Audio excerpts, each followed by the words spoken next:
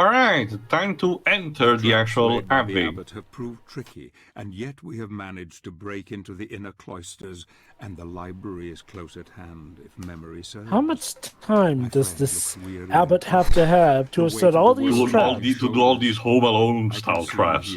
And yet, to not have been able to have helped a single damn person. And in its place, the anger is taking over. I think a better explanation would have been, oh, there's some dark powers corrupting him, but no, he just apparently went so crazy enough that he completely forsook, he forsake his duty to the people. Yeah, he became so paranoid in the range that he became this monster, ironically. That happens a lot in the Lords of Shadow franchise. Mm-hmm. Kind of to a bit of an insane degree, honestly. But hey, at least it's nice that Zobek is still giving us a helping hand for the time being. So, Tio, which is your favorite of the Lords of Shadow trilogy? Oof. It's actually quite tough, because each of them has something to be enjoyed for, okay, it's just a general scroll. The first one has the Lord of the Rings style fantasy aesthetic going on, and the amazing kind of color palette when you get down to it. Everything is well balanced. Mirror of Fate has the structure of a traditional Metroidvania type of game, and two also has something good for it. But again, all in due time. So, like, to give you a proper answer, Jova, I'm not sure at the moment. Maybe I'll have it once we're done with the entire trilogy. Yeah, maybe the same with me as well. It's totally not a trap as well, Beck. Hey, it's okay. Gabriel's conveniently outside the perimeter of the gates at the moment. Well, shit, it was a trap. With a new enemy type, possessed armors. Okay. Hey, Zelda can make one of those. Oh, yes, the trap was set up by Patrick Stewart's character. Anyway, the gist, here it starts introducing, if I recall correctly, stuff that, okay, no, I think it's for the second game, my bad, because I forgot if it's also present in this, but using the shadow magic, you should be able potentially to overheat some pieces of armor. You still should be able, if you hit enough these suits of possessed armor, to actually rip off their shields in order to leave them more exposed. But as you can see, they're still a tough bunch to deal with.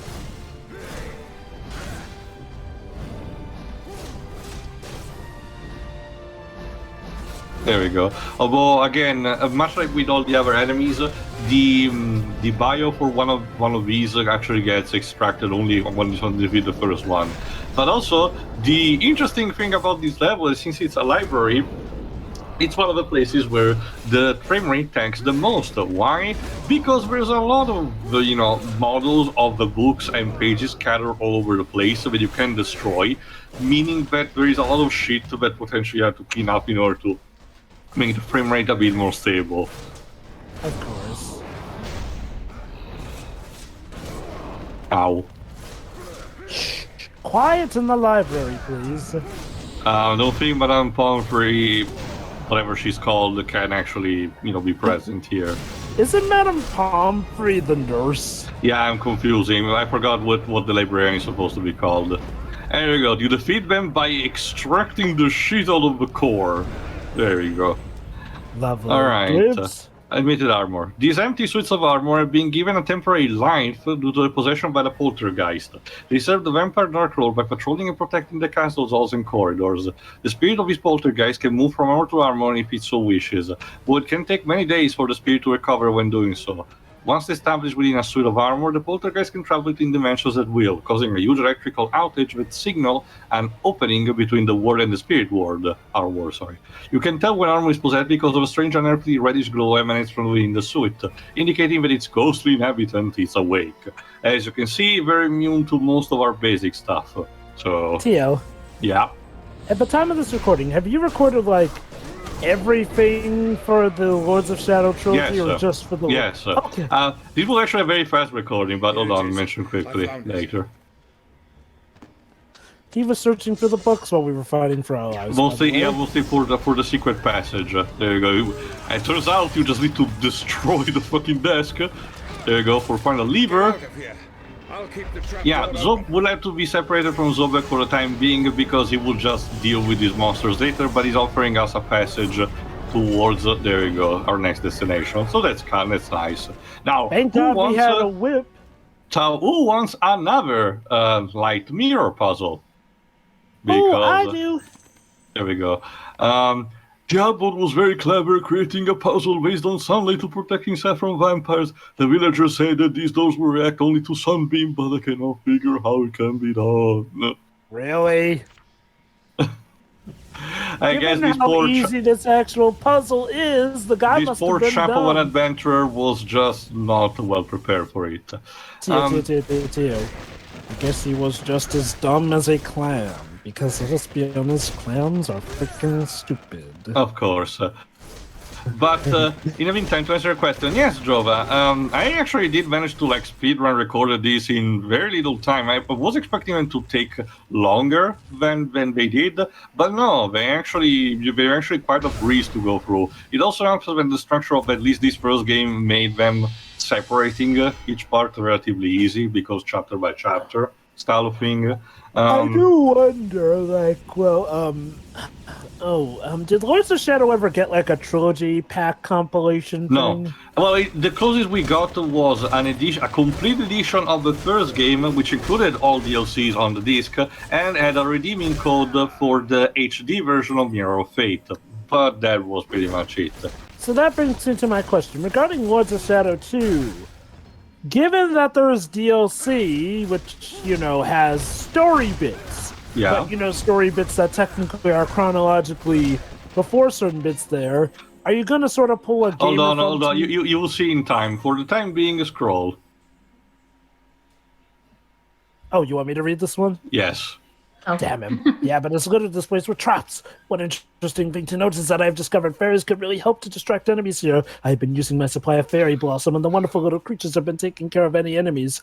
I just hope I don't run out of them. Well, he did. Again, Jova, you will see all in due time because like I said, I already done with all games, including their DLCs. So don't worry. You shall see how things have been structured in due time.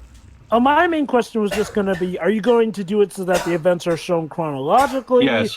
Again, I don't want to say much more because it is spoilery, so... Oh, yeah. I was just going to ask if you were going to do it chronologically or just do it like main campaign. No. Also, like I said before, Shira, this place, the library, has a lot of shit that you have to clean up, which means also that the frame rate tanks the most because, again, there's so much books. There's books everywhere. Yeah. It must suck to be the librarian. The abbot is really having a shitty job cleaning this place up.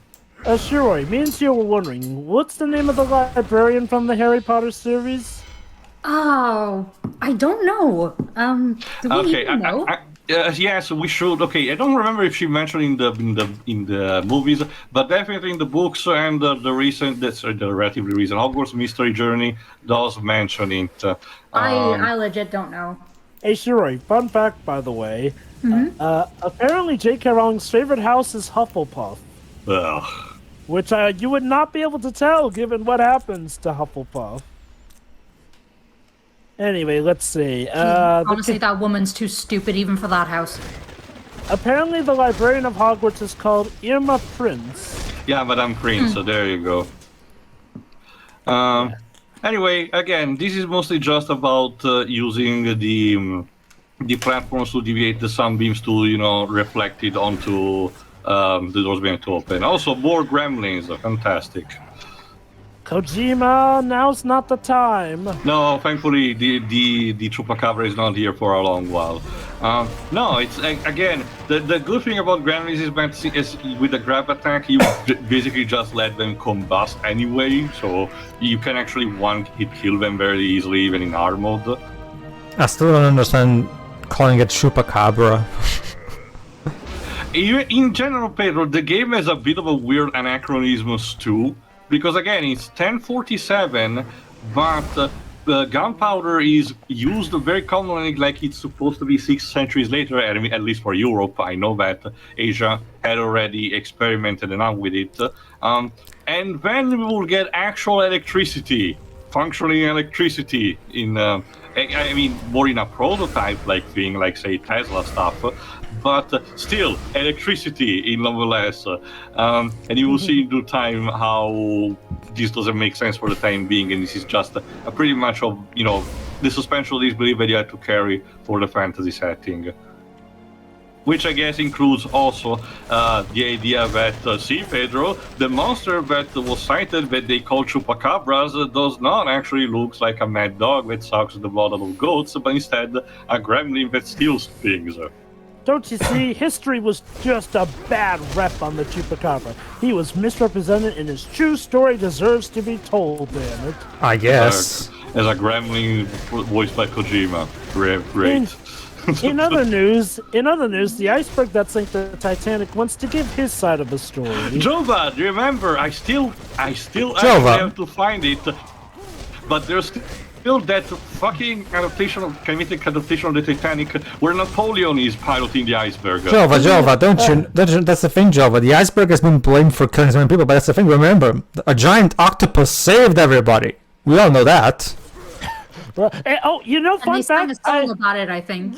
Fun fact, I have recently figured out that there was apparently an anime TV series made to finally round out the continuity of that Yes, Legend it's an of actual Titanic sequel to timeline. Tentacolino, if I recall correctly. Because the It's ride called never Fantasy ends. Island, and you know what's bad? It actually now makes continuity sense, because as you recall, in Tentacolino, that could not have happened because Top Connors, the mouse character, lived to be old and live in New York. But the ending of Tentacolino sort of implied that the heroes were stuck on an island on the Titanic.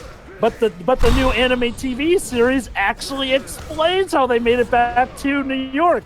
Get this, in the end of the series, I'm sorry if I'm spoiling this for you guys. Oh no! In the end of the series, the King of Atlantis goes back with them to New York City and takes the flipping Titanic back to the city, all repaired and fine. We can be insensitive with each new product. Thanks, Mondo TV. By the way, the bad guy's still the bad guy, even though he supposedly had his mind wiped in Tentacolino, and he ends up being... he actually drowned. Oh no! He just had his memory wiped, but suddenly he has his memory back in that series. But it's okay, because by the end, he ends up becoming the servant to the good guy. Because karma and all that. Let me see. It reminds me of the dog kidnapper in the Christmas in New York movie, where he starts off as this generic bad guy with a very fake British accent, but he almost instantly becomes a good guy out of fucking nowhere. Which, you know what that means, guys? Eventually, we're going to have to do... No, we are absolutely not. I want to put this shit behind me. Sorry, Gio, the time may come where, and that's the thing. Technically, now this makes Legend of Titanic and Tentacolino pilot films for the series. Whatever, just whatever. I'll mention this another time. For the time being, yes, go on. Sorry. I mean, to be fair, those original commentaries are some of our old ones that could use cleaning up anyway. That is sadly also true. Back when we made those, that was back before Nostalgia Critic finally caved and made a Tentacolino review. Yes. That's how long ago it was, Jesus Christ. Anyway. There you go. With enough experience points, you can also have particular special moves tied to your elemental gems, or your color-coded gems. Neat. For the blue one, if I recall correctly, it's like an area of attack around you. While instead for the red one is like a mini horizontal tornado that Gabriel spews in front of him. Both of them are pretty neat, but they do consume a lot of energy and they cost a lot to actually purchase, meaning that they're like last resort option. Remind me, this game came out after Judgment, didn't it? Yes, well, it was developed around the same time, Jova. Like I mentioned in one of the previous part, in order to not compete with it, they actually just left the Lords of Shadow title without calling it Castlevania during early stages. Again, probably a move tied to Kojima, similar to how he marketed Metal Gear Solid 5 originally. Do you think it's weird that they didn't take advantage of? Well, okay, I guess to be go. fair, that was technically time travel, not different worlds.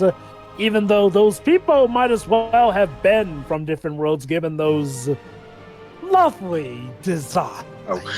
Sorry, for a second there, I thought the Jurassic Park theme was going to play. It even No. started a little bit right? like it. All right, Start off a bit like it did. next up, we're in the courtyard, but we actually are about to meet the abbot, because we just need to climb the last tower. The tower at the Abbey of Wygol was once a place where men of God sought knowledge and protected the people with Christ's love. Now it is the refuge of a man driven insane by fear. Dorin I can't tell if we're supposed to feel sorry for this man or just hate his guts. No, you're not. This guy might be the original, but he still acted with his decision. He's like corrupted by evil or something. It was out of his own will, so no. So beat him up. Again, like Gabriel said, this man abandoned his people and God by an extension, so he doesn't deserve sympathy. We will see as soon as we actually reach him. Thank God it was daytime, otherwise we'd have been stuck. Yes, Pedro. Well, at least it's something that I can understand, you know, because it's become evil.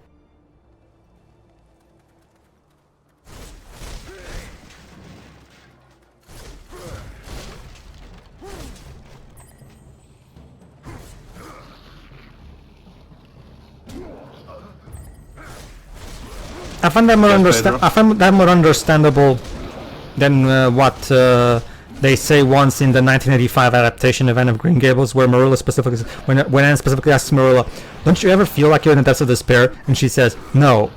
Falling in despair would be to turn away from God." Wait, what is it? Because losing hope and stuff, I guess.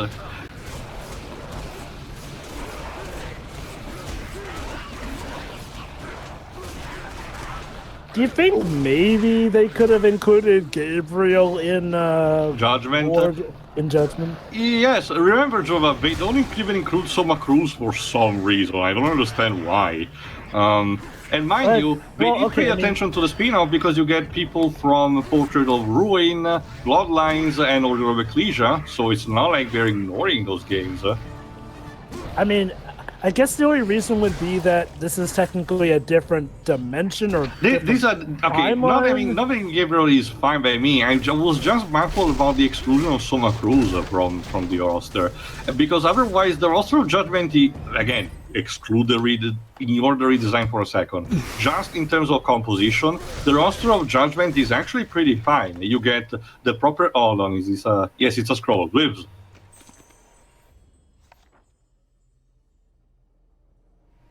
Yeah.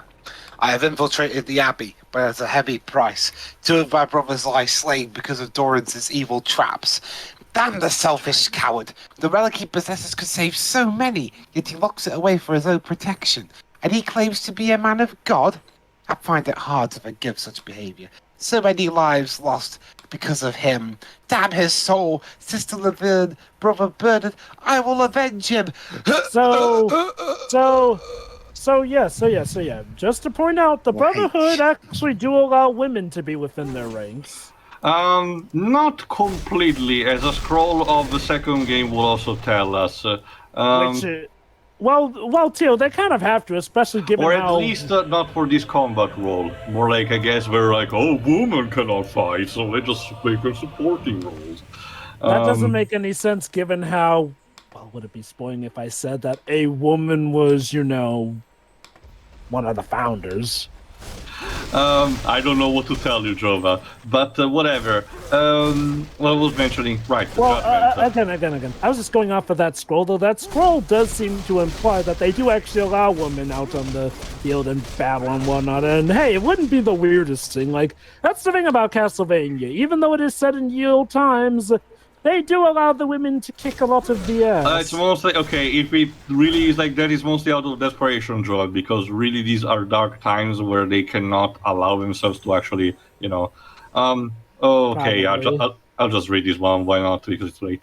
If one is running low on magic, it's important to become focused again, as this is what makes the enemy drop neutral elemental orbs. Simply slashing away doesn't work, one must be patient. Strike the enemy and dodge, strike and dodge, slow and deliberate. Yeah, this is mostly stuff that you already know, so I didn't bother too much anyway. Dude, you shouldn't have wasted time writing that down. No wonder you're dead. But anyway, what I was saying before, again, the base roster of Judgment is not that bad. You have your basic Belmonts, Simon, Trevor, anything or someone else. Dracula themselves, Death, Carmilla, the companions of all the companions of Trevor from 3, so Alucard, Grant, and Sophia. Then there's oh god, the spear user from Bloodlines. I forgot what his name is. Then there's the protagonist of Order of Ecclesia. And if I recall, there's a golem that was like from one Japanese exclusive game, if I recall correctly. There's Cornell from Legacy of Darkness.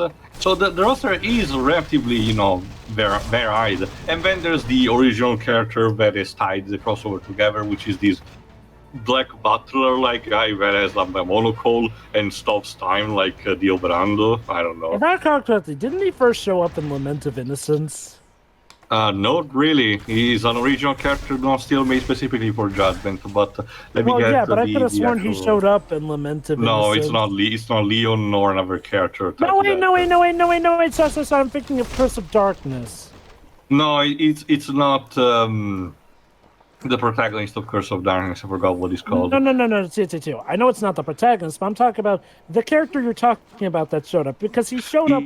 Eon Virgo, confirmed here, it's just specifically made for the game. Then we have Alucard, Carmilla, Cornell, Death, Dracula, Eric Lecard, which is the spear user, a golem from the Haunted Castle arcade game, Grant from 3, Maria Renard from Rondo of Blood, true, I forgot about her, Saifa Fernandez, Shannon from Order of Ecclesia, Simon, and Trevor. Again, it's not the most expensive expanded roster, but it's pretty serviceable for a first attempt at a fighting game crossover.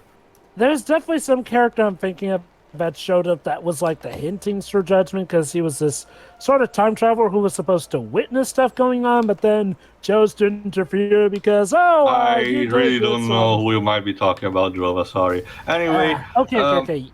Guy with a monocle, top hat, red coat. But there was no one like that in neither Lament of Innocence, nor Curse of Darkness, sorry.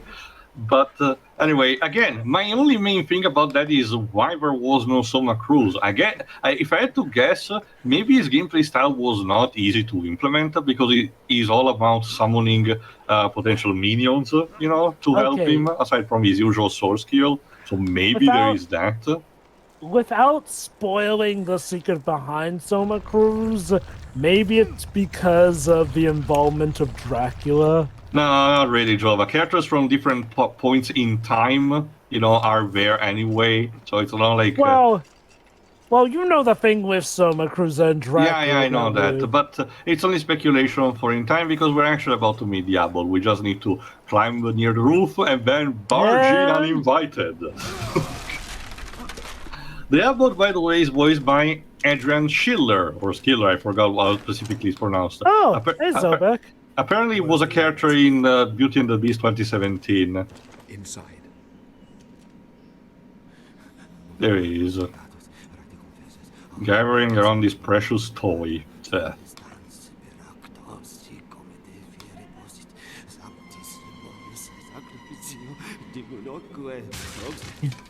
Excuse me, coming through, pizza delivery. Get away from me! But don't you want your pizza? Also, this abbot has found the time to lit all those candles. Adrian Sealer also has a couple other extra NPC roles in this game, so it's not the last time we'll hear him. Your people perished while you hid behind the one thing that could have saved them. You don't deserve to call yourself a man of God. Gabriel. Yeah, less talking, more, getting shit done.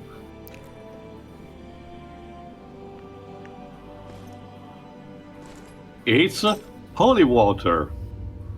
No, it's mine. You can't take it. Yeah, shush. You forfeited that right.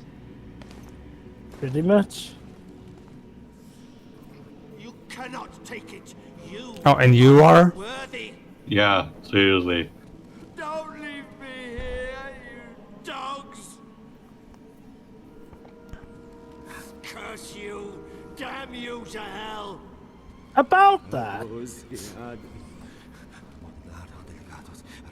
Yeah, as soon as the relic gets dropped, yeah, the vampires are just ready for the taking. So we're thankfully having this guy getting taken off for his actions. Again, karma's a bitch. Alas. Those words never worked. Hey, you know, just consider it saying grace before dinner. You're the dinner. So, all's well that ends well, right? That reminds me of that bit in You Only Live Twice where it was that. No, sorry, not that one. Sorry, Live and Let Die, where the guy was like, whose funeral is it? And then the guy next to him pulls a knife out and says, yours. Stab. Oh. Help us. What is it? What's happening? They want you. Hey sir. there, Alloy. They want you alone. Nah. You must go to the village. Or they will He plays Alloy again.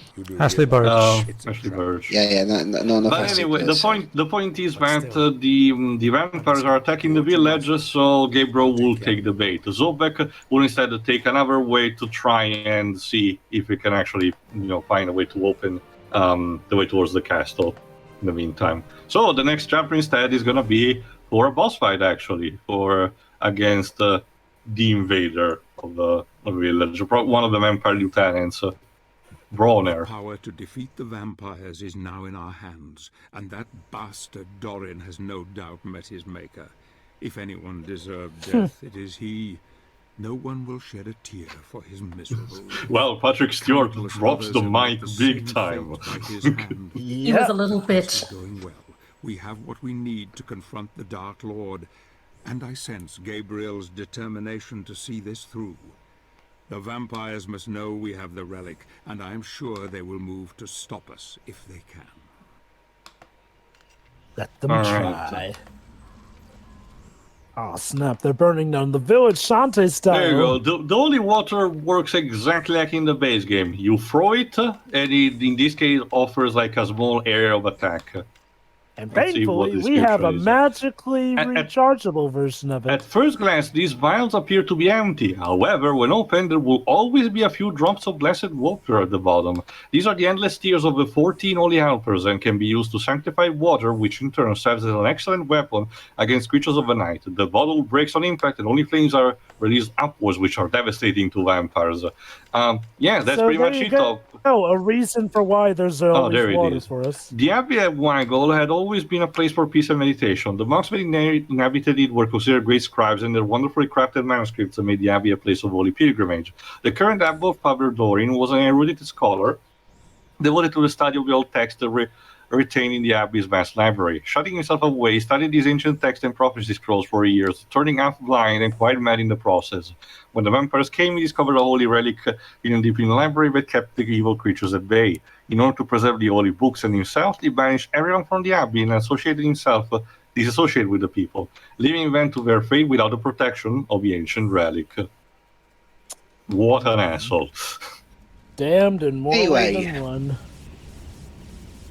But yeah, I do like how they come up with a reason for why there's always water in that. There you go, that's a special mojo.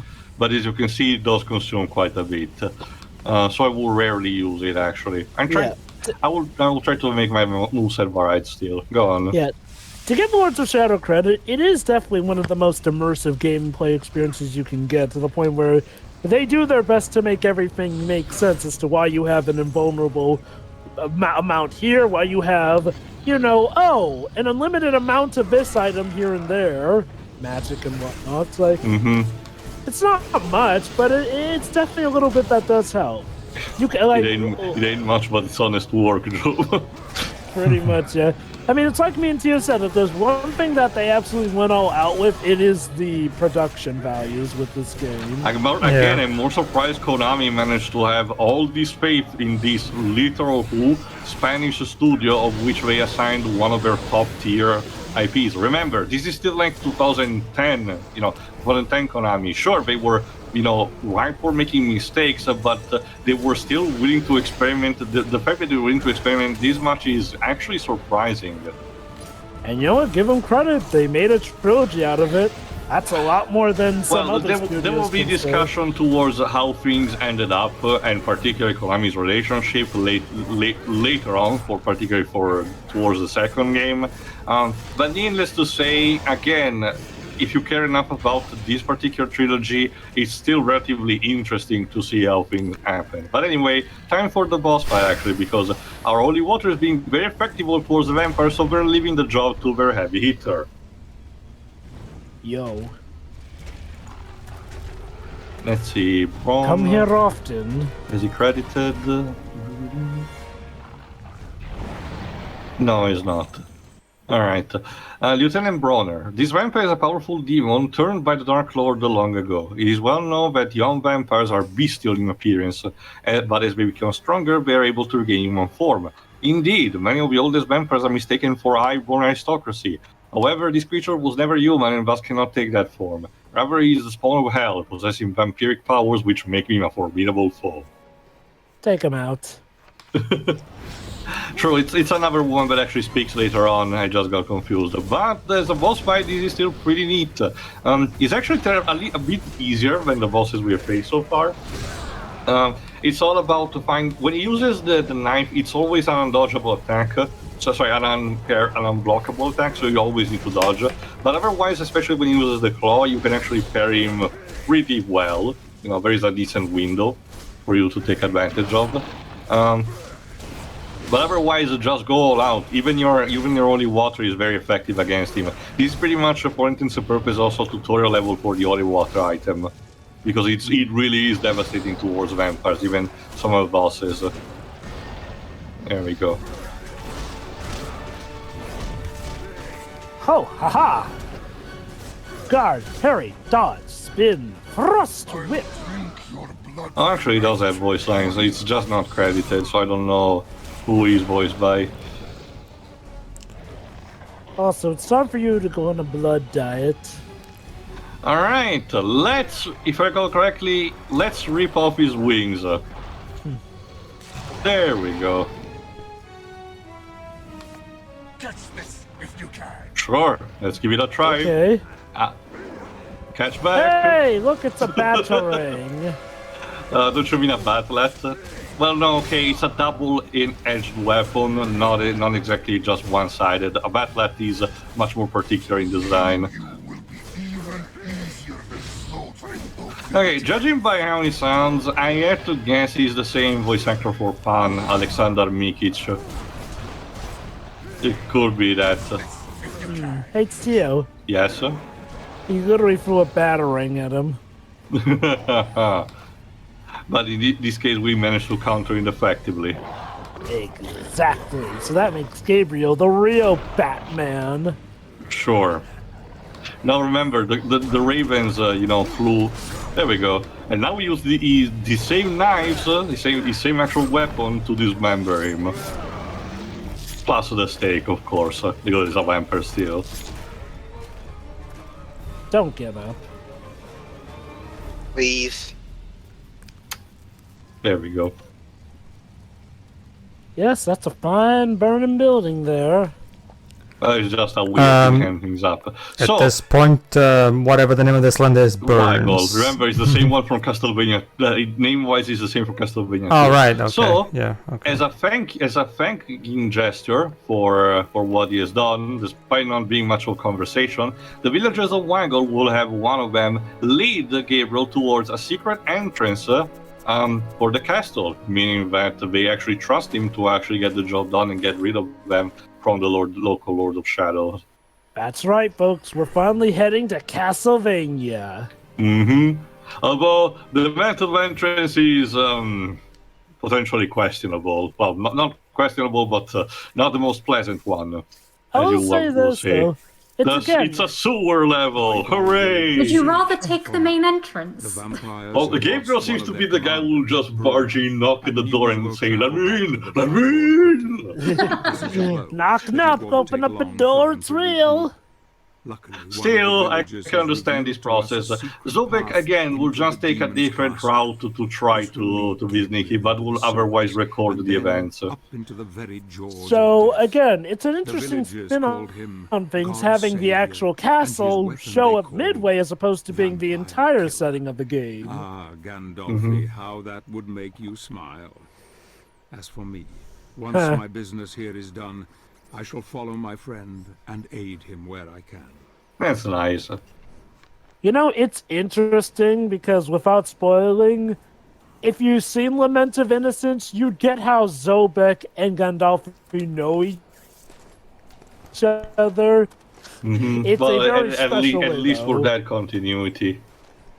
One detail that I also appreciate is how the more gadgets and side weapons you get, the more these are reflected on Gabriel's model. Like when he acquires the holy water, he actually has it on his wall.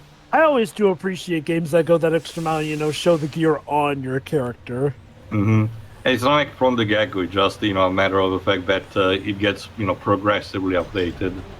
Alright, for the time being, you just have a simple lever puzzle in order to disperse the sewage water. I don't even know what is in there, to be honest. You can hazard a guess. No, thank you. Well, it's just their leftovers. Remember, this is a clan of vampires that eat humans for breakfast. I'm not sure I want to know what's in their their exterior waste materials.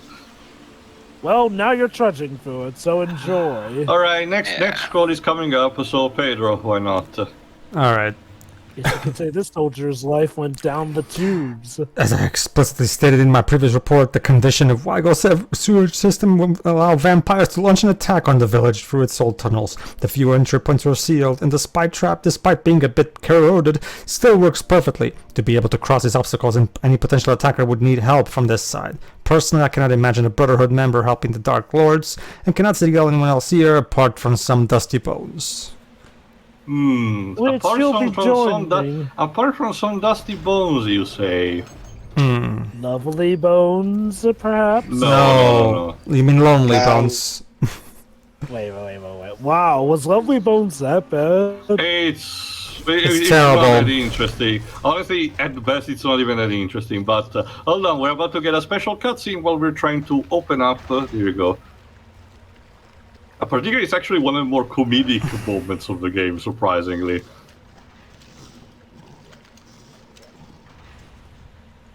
I don't know, Shiroi. I'm hearing a distant trouser of bones in the background.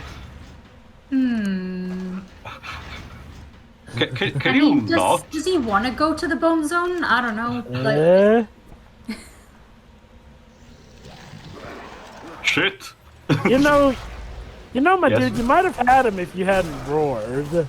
Not even that. What was that hot and cold type of game that he was playing? What are you, Mr. Skeleton? It's seriously. in green light, red light. Don't you see, Tio? He befriended his mother. Oh, now he has to die. But yeah, the skeleton warriors are actually kind of challenging when it comes to the vampiric forces as a whole, because not only they have a shield, not only some of their attacks might be a bit unpredictable, but even when you dumb them down, there will be an occasion where they can actually get back up if you don't actually take care of the bones. In this occasion, they might be start rattling, and if you actually don't use a slamming attack on the ground, they actually get back up. The humans inhabiting the vampires' castle suffered a cruel fate once the Dark Lords set up their lady inside. While most of them changed into vampire warriors, many of those were the Dark Lord's most loyal retainers. When she was human, were made into skeleton warriors by the spell of a puppeteer. We'll meet him later. Unlike other beings animated by this magic, the vestiges of once human soul make skeleton warriors difficult to command, and they are therefore rarely found in groups greater than 2 or 3. So that is nice. To compensate that, they're powerful. Your daggers are completely ineffective against them, and the holy water does some things, but you're just better off just taking on the, with just the whip. They also can do this tornado move. Okay, I genuinely have to ask. Between Final Fantasy, Dark Souls, this, and a couple of other video games, what's with this weird idea of making skeleton enemies, like, being super deadly, but at the same time having these, like, comedic side to them? I have no idea. They're skeletons. They look funny by default. Is this supposed to be like an homage to the old Jason and the Argonauts movie, where the stop-motion skeletons were goofy? Maybe it's an homage to that old Mickey short. I don't know. Well, that's the thing. Skeletons, by nature, like Yuri mentioned, are a bit goofy looking. So they're basically the perfect cross between horror element and, comedic element. So, of course, use it for the two. Also, something Army of, not Army of the Dead, but Dawn of the Dead. No, the third. Oh God, I'm drawing a blank here. Give me a second. I will tell later. For the time being, now you have this particular tramp where you need to push the button, then use the boots, the second boots, in order to get there. However, the trick instead is to get close instead to the entrance and launch a dagger while using shadow magic, which will count as a kind of like an explosive kunai effect and allow you to to actually open the door there. Okay, I forgot the name. What was the trilogy with Bruce Campbell in it? Sam Raimi. Evil Dead. The third Evil Dead movie. I forgot what it's called. Did that one have skeletons in it? Yes, stop-motion skeletons, actually. It's actually one of the many people's favorite because of that, because it's so much out there. It's also the one that takes itself less seriously, because at that time Sam Raimi just wanted to, have still the comedy horror, but push a bit more on the comedy factor, while still retaining, a decent horror vibe. Anyway, tune in next time where we, start entering the courtyards of the castle, but we need to find a proper way to actually enter in it. So stay tuned for that. See ya. See ya.